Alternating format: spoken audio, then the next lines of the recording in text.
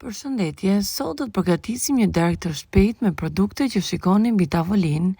Kemi qumshtin e lufrës, kemi presh, karrota të grira, gjalp, miell, e më tej do të rrajmë 2 kokra vezë, do t'i shtojmë 2-3 lugë miell, do t'i shtojmë rreth 200 ml qumësht, edhe do të bëjmë një përzierje të tillë jo shumë të trash, por me trashësinë e duhur. Do t'i shtojmë erëzat si kripa, piper të zi edhe pak specë të bluar, e më tej do të shtoj njomzën, ndërkohë preshin e kemi kaurdisur sa është zbutur dhe karrotën gjithashtu. Do t'i shtojmë njomzën dhe këtë përzierjen të gjithë së bashku do ta vendosim në një tavë të lyer me gjalp dhe mbi të do të hedhim përzierje me qumësht. Në këtë mënyrë do të piqet në furrë të parangrohur për rreth 20 minuta.